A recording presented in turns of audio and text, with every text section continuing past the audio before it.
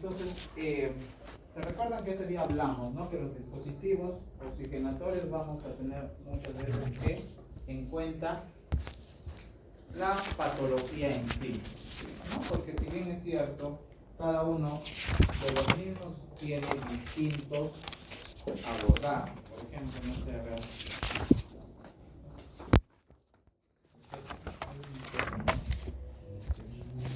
Alguien que llamaba. Por ejemplo, si tiene un paciente con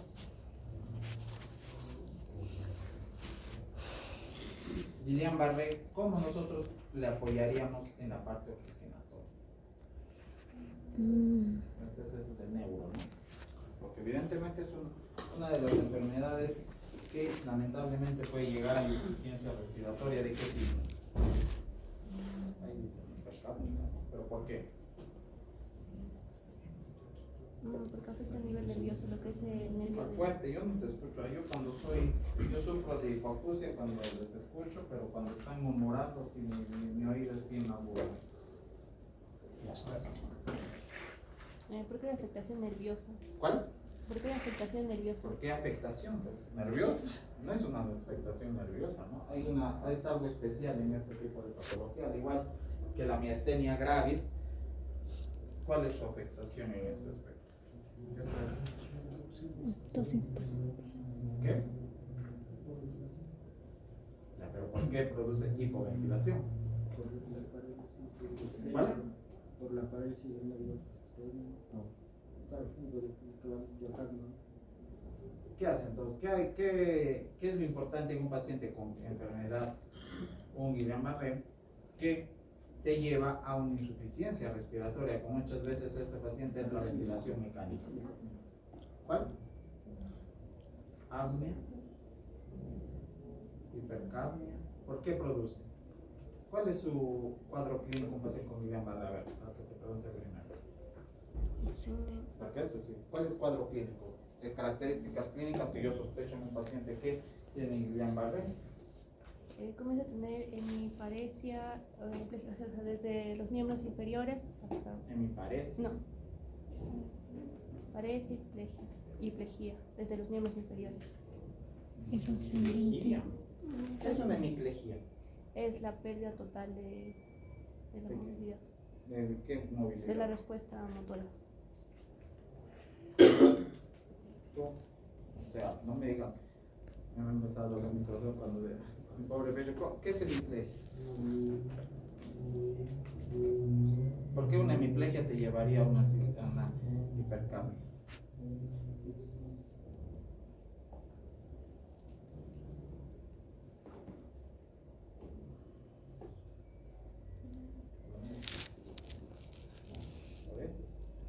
A ver.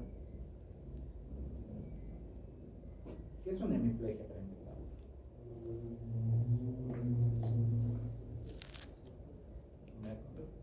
Dios mío,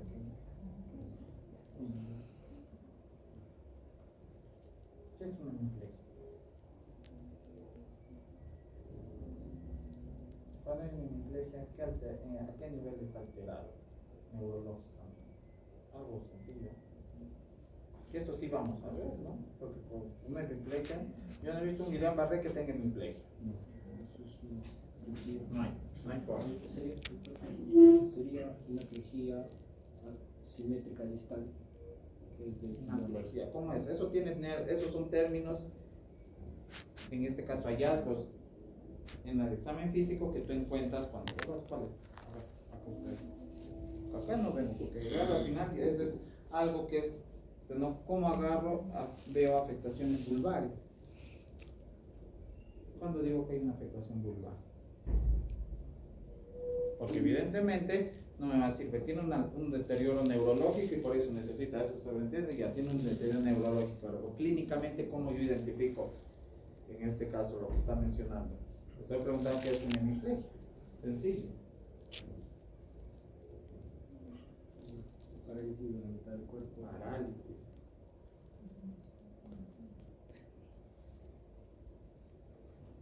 Ustedes creo les pregunté y le dije, ¿no?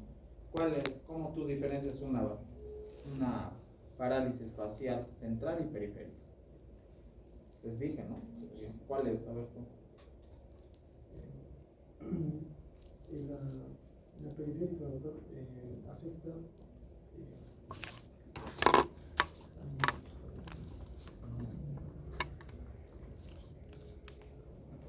la parálisis periférica afecta a la mitad del rostro y la parálisis central afecta solo la parte inferior del rostro.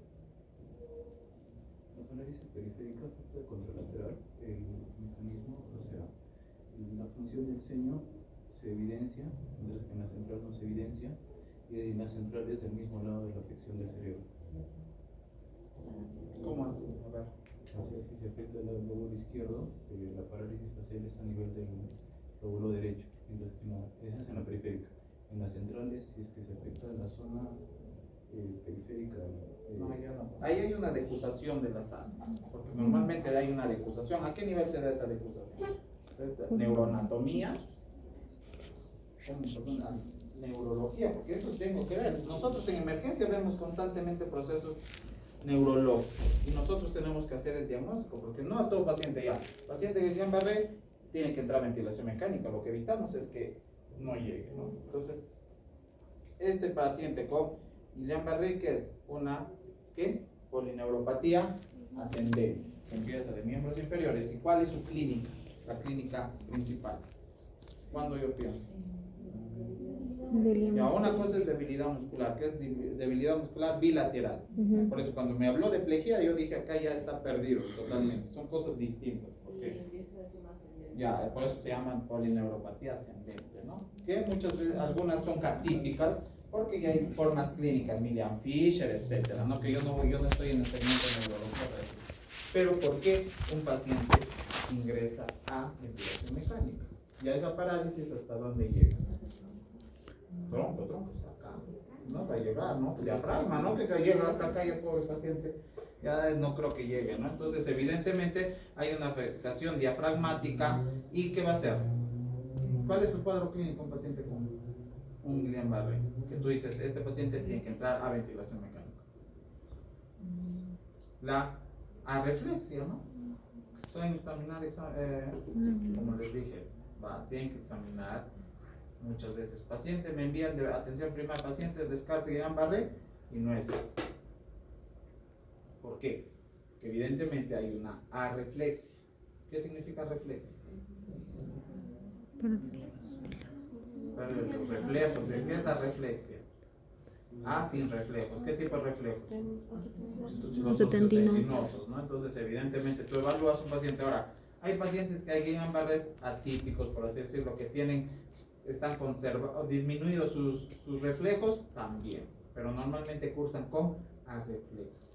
Pero va a depender de qué, de cómo tú lo evalúes, ¿no? Entonces este paciente va a tener una debilidad y en este caso va a haber que una disminución de la fuerza muscular bilateral, no es unilateral, es bilateral, que muchas veces vamos a entrar que en este caso la escala de Haag, Schultz, como quieran llamarlo, para evaluar, ¿no? Si el paciente llega caminando, llega con apoyo, no puede caminar, etcétera, ¿no? Entonces ese paciente llega y muchas veces va a haber una afectación diafragmática, hacer hipoventilación y ¿qué? Y evidentemente va a haber retención de CO2 porque no va a tener que bradipnia, ¿no? Disminución de la frecuencia respiratoria. ¿Qué más? ¿Qué otro hallazgo clínico más sospechan en un paciente con Guillain-Barré? Paciente que empieza a perder ¿qué? No tiene reflejo ¿qué? Oxígeno, no tiene reflejo nauseoso. Evidentemente ya cuando ya el paciente ya empieza ¿qué? Salivear. El paciente está salivando, no puede deglutir. Al no haber deglución, evidentemente ya tú sabes que este paciente posiblemente llegue a ventilación mecánica. Entonces por eso, ¿y cuál es el tratamiento? Guillain-Barré. A ti misma que te pregunté. No me digas dosis, tomas tratamiento. Si te pongo dosis, bueno, si lo sabes bien, ¿no? Pero ¿cuál es el tratamiento? Hay dos, ¿no? Inmunoglobulina y ¿cuál más? Plasmaféresis, si no hay en este caso inmunoglobulina, ¿no? ¿Cuánto es la dosis? ¿Cuánto es la dosis de inmunoglobulina? Bueno, si se acuerdan. Entonces, por eso les digo, va a depender. Ahora, si el paciente está con asma severo, evidentemente vamos a tener un tratamiento dirigido al asma. Por ello que la ayuda o soporte ventilatorio que nosotros le demos al paciente va a depender de la clínica. Porque el paciente está con acidosis respiratoria, una hipercapnia, saturando 70, yo no le voy a poner que, pese a que nosotros ahora veamos acá algunos dispositivos de bajo y alto flujo que nos den grandes cantidades ya de oxígeno, no le vamos a poder ayudar. Entonces el abordaje, ya hemos visto la oxigenoterapia, hay que tener en cuenta que la intoxicación, ya el oxígeno, lo que es la hipercapnia y la hiperoxia también dañan al paciente. Por eso dar solamente, más aún los pacientes neurocríticos, ¿no? Ustedes saben que los pacientes con acidosis respiratoria y alcalosis respiratoria te producen vasoconstricción y vasodilatación cerebral, por eso que se evita, igual que la hiperoxia. ¿Vamos a tratar o prevenir? Sí. Ahora el paciente tiene una quemadura, por ejemplo, de rostro con afectación de la cavidad bucal, oral, disculpen, evidentemente tenemos que ver que este paciente posiblemente haga ¿qué? Edema de glotis. No tiene un problema pulmonar, entonces nosotros tenemos que estar intentando que prevenir esta infección. Vamos a dar desde dispositivos, en este caso intubación orotraqueal, que puede llegar a ventilación mecánica invasiva. La mayoría de estos pacientes que ya entran a ventilación mecánica tienen que ser el manejo en unidad de cuidados intensivos, ¿no? Yo no les voy a decir cuánto de volumen tidal, cuánto de PIB, cuánto de IE, cuánto de presión pico van a manejar, porque eso ya es muy complicado para ustedes, pero la ventilación mecánica sí tenemos que ver en qué casos lo vamos a. Muchas veces vamos a ver lo que es la respiración espontánea. ¿Qué quiere decir? Si el paciente tolera o no algún dispositivo. Si el paciente está con trastorno del nivel de conciencia, no le voy a dar ¿qué? Por ejemplo, una cánula de alto flujo, porque evidentemente no va a tener el pulso respiratorio y por ende no va a haber un adecuado intercambio. Y aquí vamos a tener, como les vuelvo a decir, este es prácticamente los pasos a seguir cuando evaluamos un paciente con insuficiencia respiratoria. Vamos a ver el nivel de conciencia, lo primero. Por eso, si se dan cuenta, la parte, cuando hacemos el abordaje del coma, también vemos que el ABC. Y acá también vamos a ver el ABC, que es el nivel de conciencia, si el paciente está despierto, colaborador, como ustedes lo llaman, LOTER, ¿no? Glasgow 15 de 15, como que llaman. Paciente con una frecuencia respiratoria, también tenemos que ver la frecuencia respiratoria. No es lo mismo que esté respirando 10 veces, 15 respiraciones por minuto, que esté 40, 50. Pero doctor, está saturando bien. ¿Pero por qué está con una taquipnea? Hay que ver si está empezando a empezar a compensar. La pulsoximetría, que a nosotros en nuestro medio ambiente, ¿cuánto es? ¿Cuánto debemos de como mínimo? 88, ¿no? En de pacientes sin patología estructural, pero si tenemos una patología estructural, les vamos a decir 85, ¿no? Para evitar ¿qué? Hipercapnia. Análisis de gases arteriales, lo que ya hemos visto, ver su PCO2, su PO2, ¿no? Para ver con qué aras, ver el PAFI, ver qué, el gas, ¿no? La gradiente alveolar. Identifica sus causas, porque evidentemente vemos que es un asma, es un edema agudo pulmonar, es un cuerpo extraño, es un traumatismo en este caso, un trauma torácico. Entonces siempre hay que identificar, vemos lo básico y tenemos que delimitar la causa, porque vamos a dar un tratamiento específico. Aquí está. Siempre hay que ver las condiciones que vamos a ver la terapia oxigenatoria convencional y vamos a ir ¿qué? Progresando. Tal vez lo habrán escuchado, qué significa el CPAP y el BiPAP en los pacientes con EPOC. ¿Qué es? Porque si tú asientes es porque sabes, ¿no? O has escuchado qué significa el CPAP y el BiPAP en los pacientes con EPOC. No, nomás dime en qué se ha visto el CPAP y el BiPAP, porque acá hablamos, ¿no? El CPAP, si no me equivoco, tiene una presión positiva durante todo el momento de inspiración y expiración. Y el BiPAP es una diferente en inspiración y diferente en expiración. Ya, son distintos, por eso se llama BiPAP, ¿no? ¿En cuál utilizamos CPAP? En personas que pueden, bueno, ¿En este qué, en caso, qué alteración? No me digas. allá. El CPAP se da en las hipoxémicas y el BiPAP en las hipercárnicas. Por ejemplo, en el EPOC. Ya en el EPOC sí tenemos la evaluación del BiPAP, ¿no? Ya después el ECMO, posición en prono, que en este caso ya son pacientes con ARS, ¿no? Con síndrome de dificultad respiratoria aguda. ¿Qué más te dice? Trata la causa de base. Evidentemente, si no tratamos la causa, no vamos. Y acá, en este caso, vamos a ver la revisión, ¿no? En este caso, si está el paciente cómodo o no. Como el otro día vi una abuelita de 80 años con acidosis respiratoria, pero no toleraba el BNI. Entonces ese paciente yo no le puedo poner BNI porque el que se quería sacar, uno que te va a malograr, no va a fracasar evidentemente. ¿Sí? Eso es. ¿Qué más? La saturación, esto es en este caso en los pacientes a nivel del mar, entre 94 para arriba, nosotros 88 para arriba. Acá evitar, en este caso los pacientes que tienen algún tipo de posibilidad que haga que una insuficiencia respiratoria tipo D. ¿En quiénes? En los que ya hemos visto, ¿no?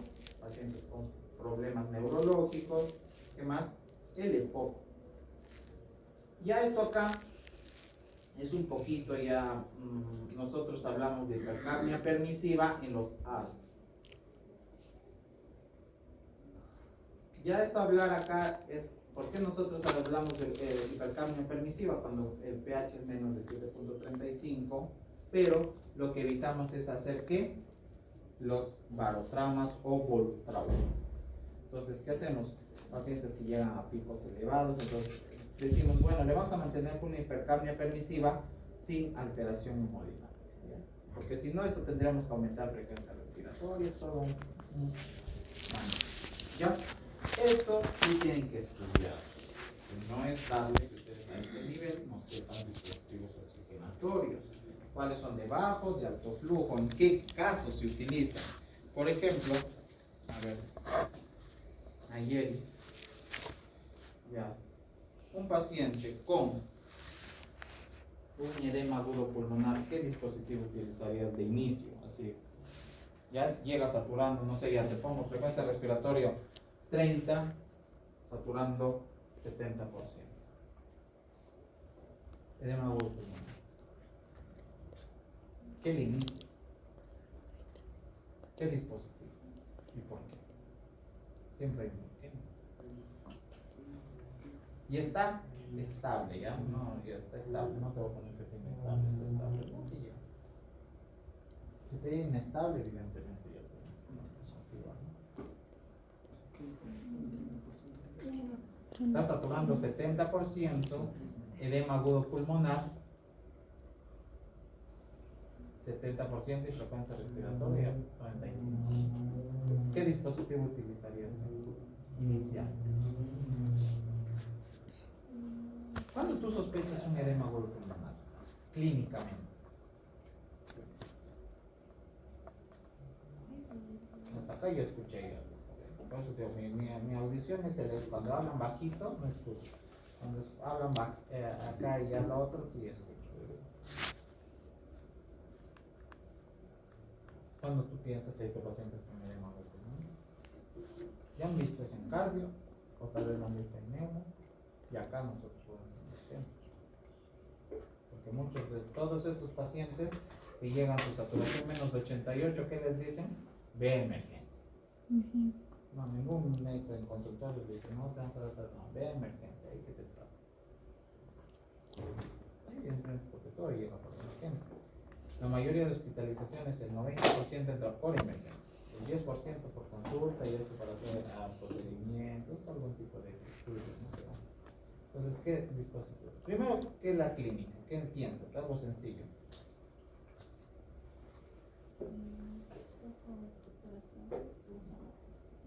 Ya, ¿eso cómo se llama? Clínicamente, eso sí lo han visto. La salmonada, ¿no? Salmonada, que eso ahí te habla de un edema. Entonces, tos con expectoración. A veces te dicen con expectoración hemoctoica, porque en sí es rosada. ¿Qué más? Depitante, ¿no? Ahora, si el paciente ya viene con edema de miembros inferiores, incurgitación yugular, reflujo hepatoyugular, ya se está hablando ya de una falla cardíaca en forma de ¿qué? Edema agudo de pulmón. Tratamiento. ¿Qué dispositivo utilizarías? Porque ese paciente llega.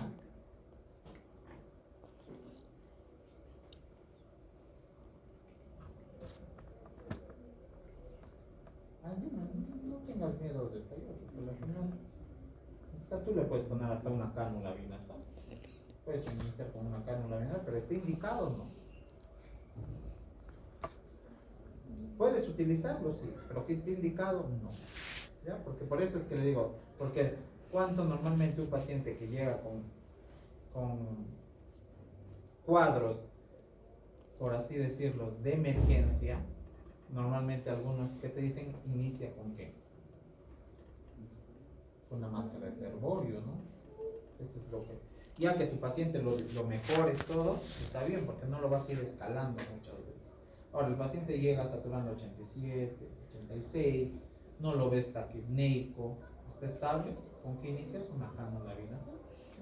Entonces acá vamos a ver, ¿no? Con respiración espontánea y sin respiración espontánea. Acá está, ¿no? La cánula vinasal, la mascarilla simple, el Venturi. Ahora, acá es, ¿no?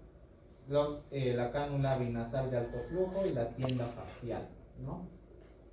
Y sin respiración espontánea es el dispositivo bolsa válvula máscara, ¿no? Lo que vendría a ser que resucitador manual, ¿cierto? Por eso es que tú lo utilizas en los pacientes que no están en apnea o están en ¿qué? En paro cardiorrespiratorio, por eso no tienen respiración espontánea, y los que en este caso ventilación mecánica cuando están ¿qué? Sedados. Entonces aquí está, bajo flujo, el más sencillo es la cánula, ¿no? Esto creo que la mayoría lo ha visto, ¿no? Que va desde FIO 24 hasta FIO 40, que va desde ¿cuántos litros? Desde 1 litro hasta los 6 litros, ¿no? Puedes dar hasta 6 litros. Ahora, doctor, yo lo puedo utilizar en bibliografías que lo utilizan hasta 10 litros también. Pero eso no es para ustedes, ¿no? Eso ya cuando nosotros hacemos intubación le ponemos a 10 litros, como para evitar lo que es una apnea segura, lo que llaman. Pero ustedes no les voy a preguntar, ¿no? ¿Qué es la apnea segura? Evidentemente nosotros igual podemos intubar, le ponemos cánula porque seguimos administrando oxígeno. ¿Qué vamos a dar? Se da con humidificador, por eso que habrán visto que tiene su frasquito con líquido, ¿no? Y muchas veces eso, ¿qué va a producir? Sequedad, pues porque es mucho cuando le están con más de 5 litros, ya el riesgo de resequedad de las mucosas. Es sencillo, sí, porque es cánula, no interfiere con ¿qué? Con la alimentación, no interfiere con algún tipo de, si el paciente está haciendo movilización de secreciones, etc. ¿Ya? Acá que vamos a tener la máscara, ¿no? Entonces facial ahí también vamos a ver, es económico, eso sí lo encuentran en los puestos de salud. Ahora durante el COVID sí hemos visto que muchos centros y puestos de salud se han implementado con más dispositivos. Antes solamente tenían cánula binasal y ahora tienen su máscara de reservorio normalmente y esta máscara. Venturi no manejan mucho. Como ven, puede interferir con la alimentación. Se utiliza desde los 5 a 10 litros. Menos de eso y más ya no es funcional. Y vamos a ver por qué. Porque por eso es que en estos casos vamos a tener. Y es fácil, ajustable, porque le colocas, lo jalas y lo ajustas según el tamaño de la cara. ¿Ya? Acá vamos a tener la máscara de reservorio. Vamos a tener las que tienen reinhalación y sin reinhalación. ¿Qué quiere decir? Que estos pacientes, los que tienen sin reinhalación, van a tener alto riesgo de ¿qué? De hipercapnia. Por eso que estos casos son en situaciones de emergencia se utilizan, porque da ¿qué? bastante, puede llegar a un fío del 90%, a diferencia de un Venturi que llega a 50, de una cánula binasal que llega a 40, entonces cada uno tiene. Entonces, si el paciente está en emergencia, tú lo ves que está, como nosotros, con hambre de aire, porque me siento saturada, entonces tú puedes utilizar un reservorio y vas viendo la respuesta. Si el paciente tú ves que tiene fracaso con esto, yo ya estoy pensando que este paciente va a necesitar un BNI, una cánula de alto flujo. Tenemos que tener en cuenta en los pacientes con riesgo de ¿qué? De hipercapnia. ¿Cuándo? Los pacientes con EPOC. Doctor, el paciente está, entonces el EPOC ¿qué te dice según lo que hemos hablado? ¿De frente a qué va? ¿A qué? Lo ideal ¿a qué? A BNI, ventilación mecánica. Doctor, confío 20 normal, o si no, ¿con cuánto tenemos que tener? 1, máximo 2 litros en los pacientes con riesgo de hipercapnia. ¿Por qué?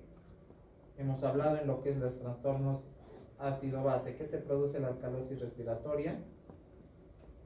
Cuando hay una disminución del oxígeno que estimula los senos carotídeos y por ende ¿qué? Aumenta la ventilación, pero en estos casos disminuye este sensor y por ende que el paciente va a empezar a ¿qué? A dormirse y produce hipoventilación. Ya esa es fisiología nomás, para que no.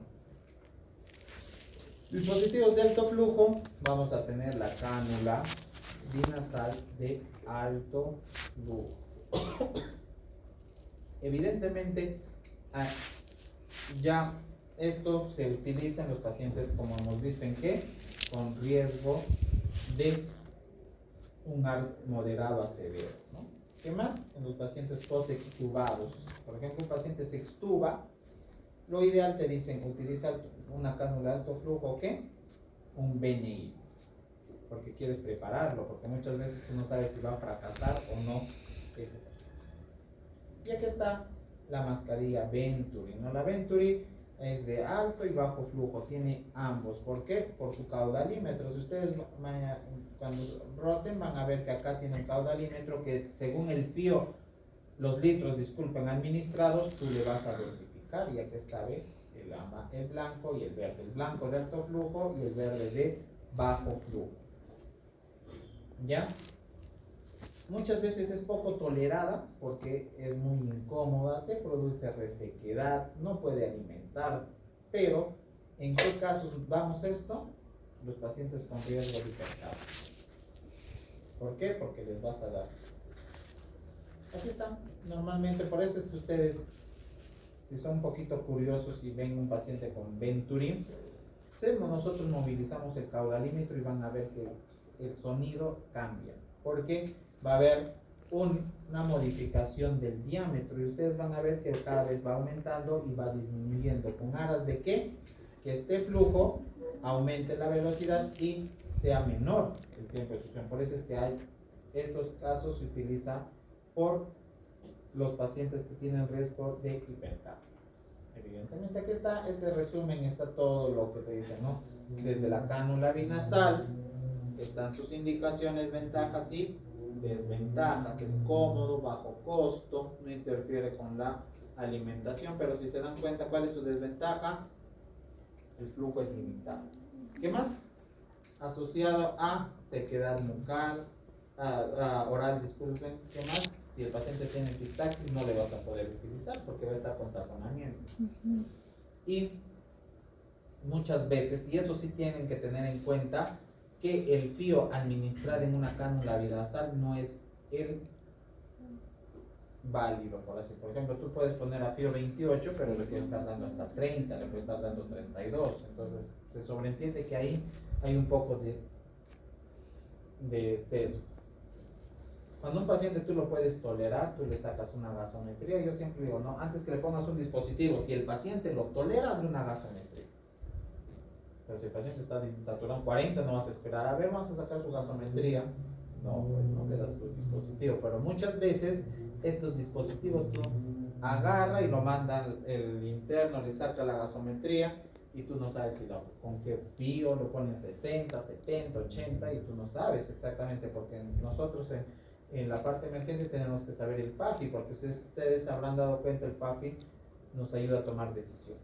Si es un PAFI bajo, ya estoy pensando, y ese paciente posiblemente ya lo dejo acá o con aras de mandarlo a unidad de cuidados intensivos. ¿Ya? ¿Qué más? Aquí está lo que les decía, las máscaras de reinhalación. Si se dan cuenta, mira, te da máximo función entre 10 y 15 litros. Tú lo pones más, no funciona, tú le pones menos, tampoco funciona, y te da desde qué? Desde el FIO 60 hasta FIO 90. Les digo, no agarre y ustedes le ponen, por ejemplo, cuando ustedes a veces en simulación le ponen, ¿no? Ponle 5 litros con una máscara de reservorio, no te funciona, pues por eso no mejoran, porque se sobreentiende que no es funcional con esos FIOs. Si se dan cuenta, miren, la cánula de alto flujo te da un FIO de ¿qué? 100%. Es el que mayor te da. Por eso es, ¿qué te da acá? Hay que ver en los pacientes con ¿qué? Con traumatismos, desaturación severa. Por eso un paciente y descompensaciones agudas. Tú inicias sí, pero ¿qué tienes que tener en cuenta? Muchas veces el riesgo de ¿qué? De hipercapnia. ¿Sí? Entonces aquí está cada uno, cómo lo puedes utilizar, en qué momentos. Vea que está Venturi, los que requieren altas concentraciones de oxígeno, ¿ya? Como les menciono. Y muchas veces, ¿qué tiene que ser? La experiencia del personal. No piensen que las licenciadas saben, ¿no? El otro día veo y el paciente le estaban sondando con el caudalímetro de alto flujo con 2, 3, 4 litros. Y no le estaban dando, pues, por eso el paciente. Digo, pues este paciente tienes que ver. Ya por eso es que, ¿qué te dice? Tenemos que tener la experiencia del uso cuando estamos aplicando el PEN. ¿Ya? Creo que la mayoría ha visto cánula binasal. Las tiendas faciales no se utiliza. Ahora, dispositivos no invasivos, muchas veces que tenemos la máscara laringea, el tubo endotraqueal, la crico, ya eso ya son cosas un poquito más difíciles, ¿no? Porque evidentemente ustedes, si bien es cierto, cuando voy a utilizar, se sobreentiende que esto lo podemos utilizar, sí, pero ya nosotros en un ámbito hospitalario ya manejamos dispositivos endotraqueales o máscaras laringea. Este fluxograma es para que entiendan y está validado para poderlo hacer en ¿qué? En atención primaria. ¿Qué te dice? A ver, ustedes que saben inglés, ¿qué dice? Ustedes que saben inglés, ¿qué significa ahí? ¿Qué dice? ¿Qué significa esto? El paciente está críticamente enfermo, te dice, ¿no? Por eso nosotros en emergencia trabajamos con fluxogramas. Sí, no, sí, no. ¿Qué te dice? ¿El paciente está crítico? Sí. ¿Qué te dice? Comienza con 15 litros con máscara de reservorio. Por eso les digo, si el paciente está crítico, está desaturando 40, 50, inicia con máscara de reservorio. ¿Ya? Por eso que, o en este caso que, con tu dispositivo o tu resucitador manual. Eso es lo que te dice las guías. Por eso le digo, esto acá está todo lo que es el abordaje de un paciente con insuficiencia. El paciente llega saturando 30%, no le voy a poner una cánula. De frente es un reservorio. O, si el paciente tú lo ves con una bradipnia y con signos de gasping, ¿qué significa gasping? A ver. Sí, ¿tú eres Maricielo? No. ¿Quién es Maricielo? Tú, ya. Pero ¿qué es el gasping? Es un término inglés, por supuesto. A ver, ¿qué sabe el gasping? ¿Alguien? No de Gasparín. Gasping. Gasping es la respiración boqueante. Ya búsquenlo ahí en ChatGPT, como quieran. Entonces, gasping es la respiración boqueante. El paciente, ¿y cómo es la respiración boqueante? Abre la boca. No, es boqueante. Como ustedes han visto cuando sacan un pez del mar o de la pecera, de donde sea, lo dejas buen tiempo, ¿cómo empieza a abrir la boca? Así, ¿no? Entonces, es una respiración boqueante. Ese paciente, tú evidentemente no le vas a poner un reservorio. ¿Qué le vas a utilizar? un resucitador manual o un dispositivo bolsa más fuerte. Porque tú le vas a dar, lo que tú le vas a administrar va a poder. Por eso es que te dice, ¿ves? Paciente, puedes utilizar máscara de reservorio o tu máscara bolsa válvula. Es para el manejo. Por eso les digo, ahí ya te dice, por eso está en rojito, ¿ves? Tu paciente no está tan crítico, evidentemente tu paciente, como los que llegan normalmente en emergencia, cuando ustedes van a ver, llegan a los tópicos, que tenemos puntos de oxígeno, no están tan críticos. No te dice, ¿y aquí qué te dice? A ver, traductores. ¿Qué te dice?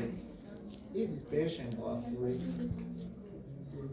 ¿Tiene riesgo tu paciente de insuficiencia respiratoria hipercápnica? Te dice, no, te dice, ¿no? En este caso, ¿cuáles? Si tiene hipoventilación, si el paciente tiene antecedentes de POC, el paciente tiene una patología neuromuscular, te dice, no, sí, no, te dice, no. Si te dice sí, por eso te digo, sí, ¿qué te dice? No, tienes que ver en este caso su saturación, que no sobrepase tiene que estar entre 88 y 92. Y evidentemente, ¿qué le vas a hacer? Vas a sacar una gasometría, porque tu sospecha es clínica, pero ¿qué te va a decir si él tiene hipercapnia o no? La gasometría. Por eso que te dice, yes, te dice, ¿no? Yes, te dice, tú vas, por eso es que nosotros trabajamos con protocolos, porque al final si hay una demanda, te va a decir, ¿en qué te has basado para actuar en esto? Hay guías, las GPC, guías de práctica clínica.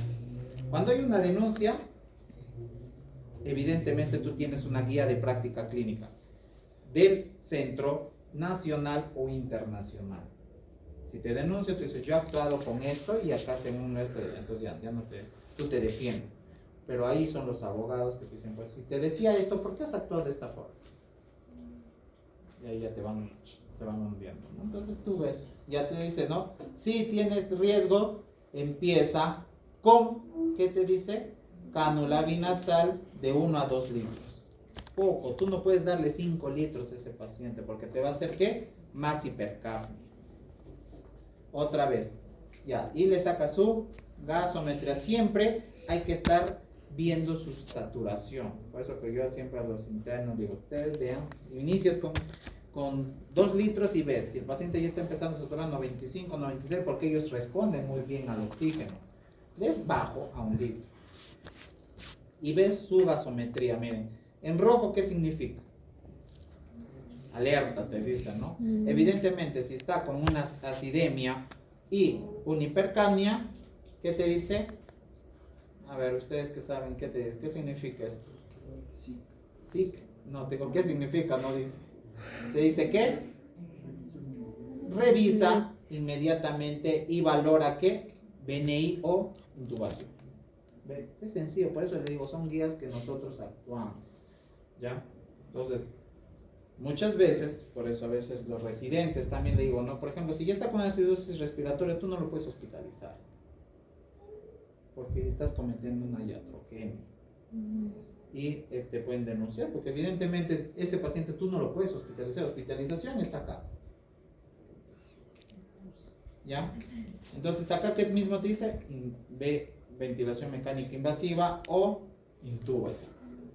Dependencia de qué? De los hallazgos clínicos, ¿no? Entonces acá ya vamos a estar titulando según el FIO y evidentemente una interconsulta a UCI. Si tu paciente está con una normocapnia y el pH está, ¿qué vamos a ver? Intenta con ¿qué? 20. Si se dan cuenta de cada uno, ¿no? Las guías están hechas para facilitarnos la vida. ¿De qué depende de ustedes quién le dice? Porque al final, por eso se llama indicaciones médicas, no es indicaciones de enfermería, ni indicaciones de técnico de enfermería, son indicaciones médicas, porque al final nuestras decisiones son lo que muchas veces van a hacer, ¿no? Y empiezas con máscara Venturi o, en este caso, para mantener ¿qué? 88-92. ¿Ya? Y después le repites otra gasometría. Si el paciente mejora, continúas con ese tratamiento. Si el paciente empeora, ya consideras otro tipo de dispositivo. ¿Ya para qué? intubar o BNI. ¿Ves? Acá otro te dice, ¿no? Si el paciente ya no tiene riesgo de acidosis hipercámnica, entonces vamos a hablar de una hipoxémica. Y vamos a ver cuánto es su saturación, lo ideal mayor a 88. ¿Y qué te dice? Hay una gasometría. Siempre vamos a tener una gasometría. Por eso todo paciente en emergencia, ustedes habrán visto que tiene una gasometría. Ya sea por trastorno ácido base, por trastornos de insuficiencia respiratoria, etcétera, ¿no? Y acá vamos a estar viendo que su respuesta. Lo ideal es que normalmente hagamos un control de una gasometría entre 1 hora como máximo. Si tú lo ves muy mal a tu paciente a la media hora, porque veo, ingresó con un PAFI en 170 y a la hora está con 140, ese paciente se está deteriorando en tu cara. No vas a esperar que llegue, que haga paro respiratorio, ¿no? Evidentemente ya tenemos que estar actuando, ¿sí? Ya el paciente entró a ventilación mecánica, ya estos son criterios, ¿no? ¿Qué significa esto? ¿No? Estos son, en este caso, recomendaciones, fuertes recomendaciones, en los cuales ya vemos, ¿no? La posición en prono cuando está el paciente con un AR severo. Aquí está, ¿ven? AR severo, de moderado a severo, ya que prona tu paciente, lo que hacíamos en COVID. El paciente llegaba con PAFI en 120, 110, intubación y pronación. Al toque lo intubábamos, CBC, hacíamos control que no hubiera ninguna complicación, que esté bien colocado el tubo endotraqueal del CBC, lo pronábamos y veíamos, ¿no? Y ventilación mecánica protectiva. ¿PIP? ¿Qué significa PIP? Acá dice, por acá creo que ve, ahí dice que aquí está. Presión, ¿qué es? La presión positiva al final de la expiración. ¿Qué entienden por eso? Si yo le doy bastante PIP, ¿qué significa? Que es la presión que voy a tener o voy a dar al alveolo para evitar que su colapso. Entonces lo mantengo abierto, para así decirlo. Porque ustedes saben que los pacientes con ARDS que tienen colapso alveolar, edema, y por ende que no responden al oxígeno. Entonces con el PIP nosotros lo titulamos. ¿Pues? Por ejemplo, un PIP, ¿cuánto es el PIP normal? 5. Menos de ese PIP, ¿qué hacemos? Colapso alveolar, también todo eso, ¿no? Entonces por eso que nosotros intentamos hacer una mecánica fisiológica. ¿Qué hora tienes? 9:20. Oh, yo pensaba terminar a las 9, ya. Y acá vemos, es que este tema sí es bastante importante. En cambio, HDA lo vamos a ir de frente casi al abordaje, porque ustedes ya han visto en gastro. Aquí está el BNI, evidentemente se pone, si el paciente lo tolera. Por eso ustedes van a ver los pacientes con apnea obstructiva del sueño utilizan estas máscaras. Claro, en nuestro país no, porque un aparato te cuesta entre 4.000 a 10.000, una máquina. Entonces eso en otros países la aseguradora les da, ¿no? Le compran y lo pueden utilizar. Y en los casos graves ya, ventilación mecánica. Pues, normalmente estos dos en acidosis respiratoria. Cada uno, este paciente está despierto, en cambio este ya no lo vas a esperar. Indicaciones, aquí están las indicaciones para no invasivo, ¿no? Como les dije, acidosis respiratoria hipercápnica, causada por qué? EPOC exacerbada. ¿Tú puedes iniciar con cánula binatal? Sí. Pero 1 o 2 litros. Pero ya tú vas viendo que BNI. Por eso en los EPOC, nosotros cuando llegan los EPOC es un reto, porque nosotros tenemos solo 2 máscaras BNI.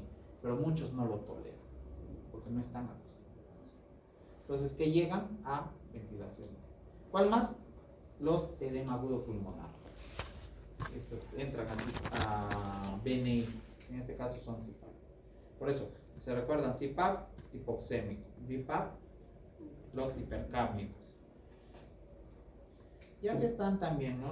Las ARDS leves, por ejemplo, los que están en cuanto, su PAF entre 200 y 300, lo que les mencioné. Y las contraindicaciones, es que evidentemente si el paciente necesita intubación no lo voy a retrasar. ¿Cuál más? Inestabilidad hemodinámica, un trauma facial, evidentemente no lo voy a utilizar, ¿no? No lo voy a poner aquí, está fracturado, todo esto lo voy a... ¿Y qué? Alteraciones vulvares. ¿Qué alteraciones son vulvares? Les pregunté, no me han respondido. Ya van a buscar cuáles son alteraciones vulvares. ¿Qué?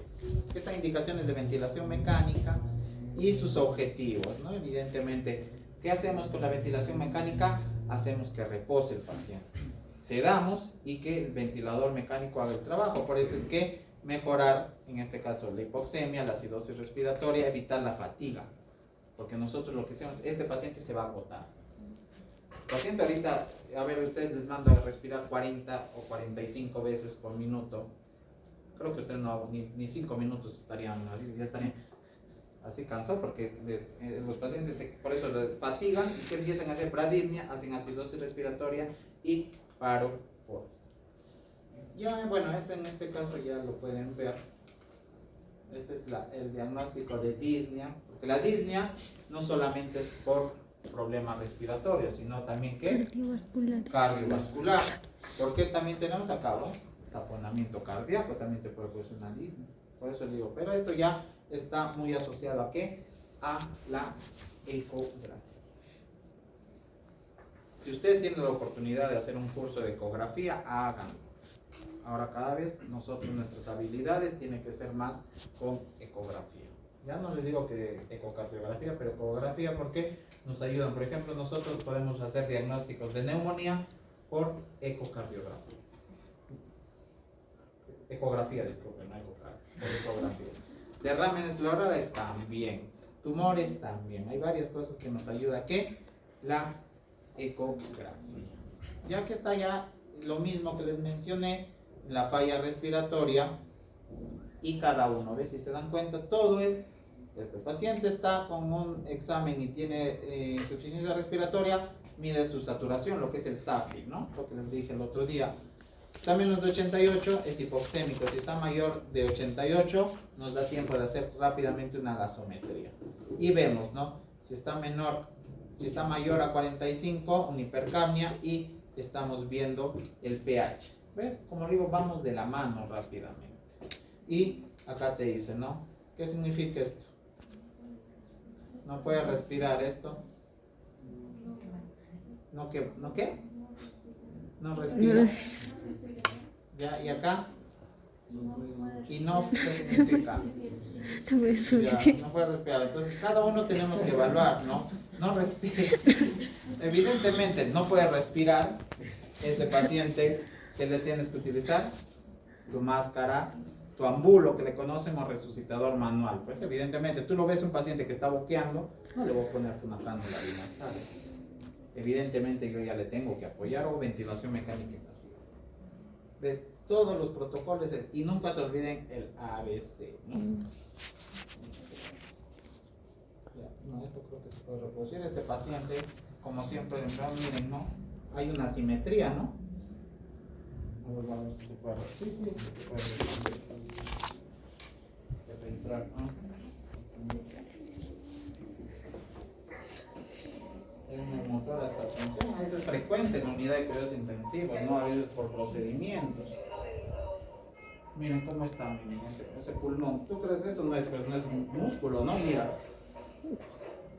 ¿Cómo aumentar? ¿No? Ni que fue aumentar, ¿no? ¿Ves? Esto es un salvataje, ¿eh? Nosotros en emergencia hacemos eso, salvataje. ¿Qué quiere decir? Descomprimimos, evitamos que hacemos una atención en un abierto para que nos dé, ¿qué? En este caso, tiempo para poner un tubo de drenaje torácico. Y este hipotenso, hipoxémico, nos vas entonces ahí. Ese rato, como yo siempre digo, en emergencia, tus decisiones pueden costarle la vida a un paciente. Yo no hago nada, ese paciente se va a morir. Doctor, ¿se puede morir con el procedimiento? Sí, pero si tú lo puedes apoyar, ¿ve? Como pueden ver, este es un salvataje, ¿eh? No es algo que eso es el tratamiento definitivo. Y ya con eso, ¿qué evitan? Hacen que salga el aire y evitan que haya el ingreso, pues, ¿no? Ustedes saben, el aire se va por encima por la densidad, ¿no? Entonces tú vas haciendo eso y están preparando ¿qué? El tubo de drenaje torácico.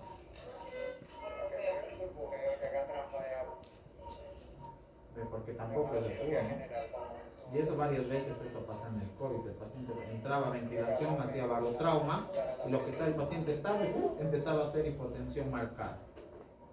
Desaturación, miren, ya disminuyó y ahí entonces le ponen su tubo de drenaje hasta que es salvataje. Eso nosotros ¿dónde? Por ejemplo, en el prehospitalario. ¿En dónde ponen un tubo de drenaje? En el pulmón.